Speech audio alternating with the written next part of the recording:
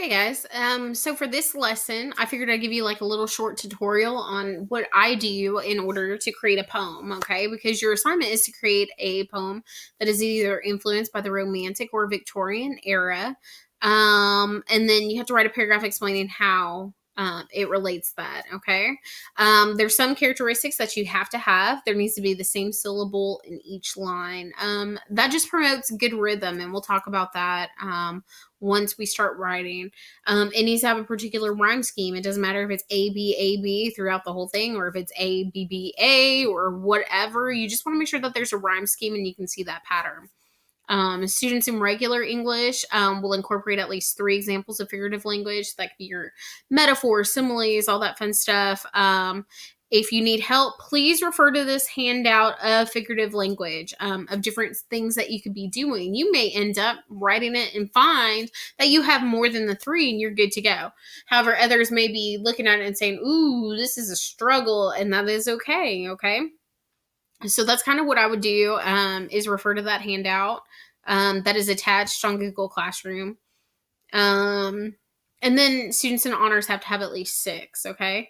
Now, with both of them, make sure that you underline or highlight. And you can highlight, if you have it on a Google Doc, an easy way to do that is just go to the highlight color. And I like green, so I would select that. And maybe what I want to do is highlight this. So I highlight it, do the green.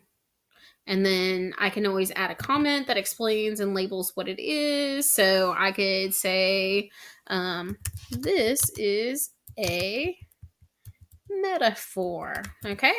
And then just make sure you hit comment so that way I can see it when you turn it in. Okay, so anytime I'm thinking of a poem, what I'm going to do is figure out first, am I influenced by the Romantic era or the Victorian? The Victorian seems a little harder for me because it's all about self-improvement and everyone's wholesome and everything like that. And I just might be more of a rebel at heart, so I'm going to go with the Romantic era. And so some things that I know about the Romantic era, I start thinking about their characteristics. They focus on nature, they're individualized, non-conforming, this whole idea of sublime, when you see something so magnificent that could also be scary at the same time.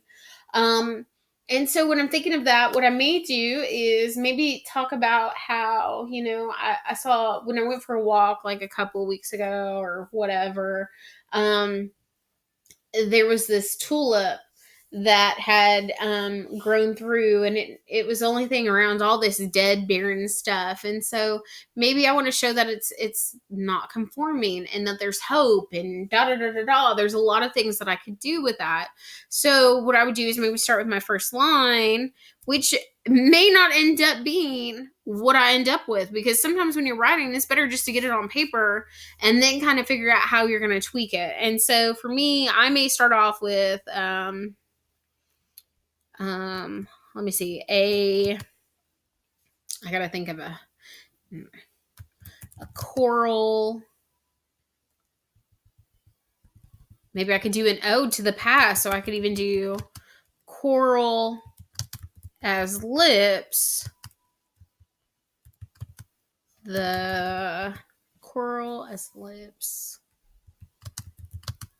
the tulip shine. No, not shined. I want something that's like proudly stood, okay? Like it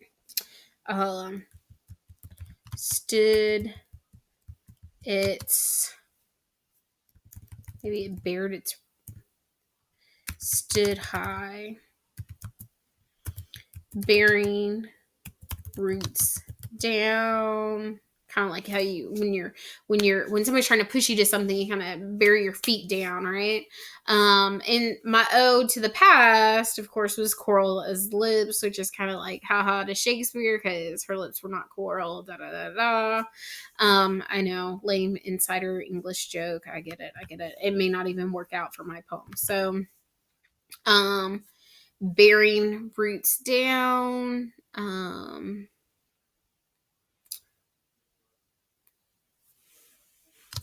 Against the barren land. So then I want to do maybe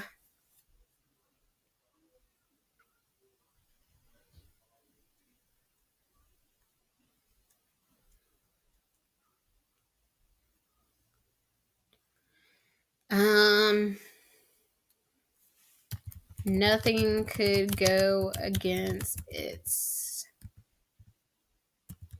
try. So I kind of rhyme with high try. So it might be A B as I continue on. Okay, so let's say I have this poem written down. I'm not saying it's beautiful by any means, and it'll probably be more lines than this. Okay, guys, make sure it's probably at least 8 lines. Anyway, so what I would do is I'd go through and count the syllables. Coral as lips. The tulip stood high. So that's 9. Bearing roots down against the barren land. So that's 10. Nothing could go against its try. So that's 8. So then what I'm going to do is I'm going to start going through and saying, okay, what could I do to change these syllable counts? Okay.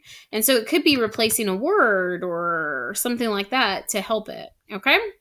So that's kind of how I get started. Hopefully this helped you out. And if you need anything, you know where to find me. Okay. Be safe.